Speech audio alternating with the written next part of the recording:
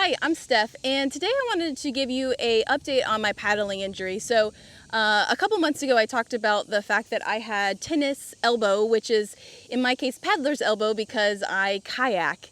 And so basically it's something that developed from repetitive motion, and I was having a lot of pain in the arm, and so I had to rest the arm for 2 full weeks, and it was kind of a big deal at the beginning, but I wanted to tell you what I've been doing so far and how it's going.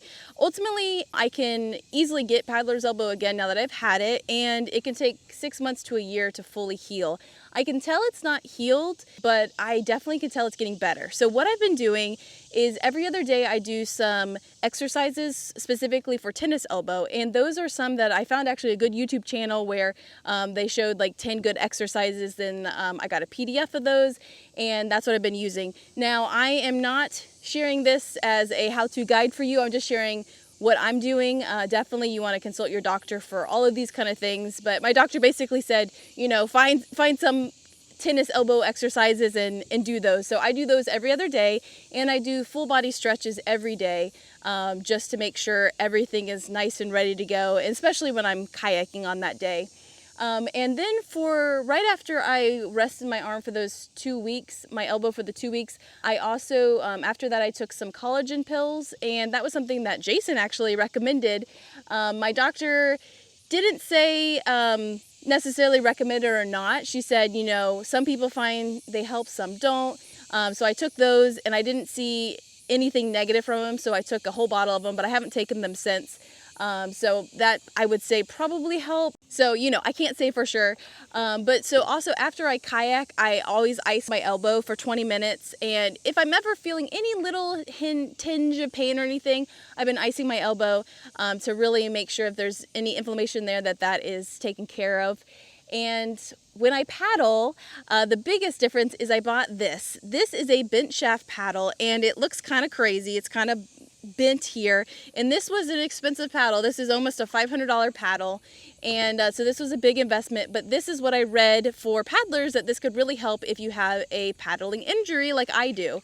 And I will tell you, I've been using this for, you know, almost the whole time now that I've been kayaking again with the injury, and it makes the world of difference. This is a light paddle to begin with, so it's nice and light, but it feels very natural to paddle with. I've been very impressed with it, and I will tell you, everyone that's tried it, so my mom's tried it and she loves it. Jason just tried it and he's like, oh, this is nice. So people, even without an injury, really like this paddle. You know, but I've seen stuff online where people say, bench up paddle, it's okay, I could take it or leave it. For me, it's a game changer. It feels very natural in my hand. It feels like really nothing when I'm paddling. And a good paddle is always like number one what you want when you're kayaking, because it just makes it way more enjoyable. So I will say this has definitely helped. And I'm also wearing a brace on my arm. So this is a tennis elbow brace. Sometimes I can feel like the tendon's popping. I don't really know the science or anything behind it. The brace helps, so I've been wearing that. And I definitely know it's not healed yet, but I can definitely tell that it's helping. So all of those things together, everything's working well. I am not doing certain things that I might have done in the past because of the injury. So there's a place in town that you can go ziplining, and I've been wanting to zipline there again, but I don't want to zipline right now because of my injury, because there's a lot of arm work. And so there's things like that I'm choosing not to do while my arm is fully healing.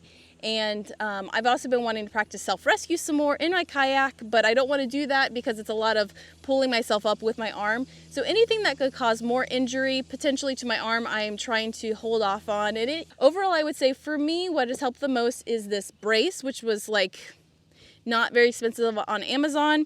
Also, it has an S on it for Steph, and it's purple, so I'm pretty sure this was designed for me.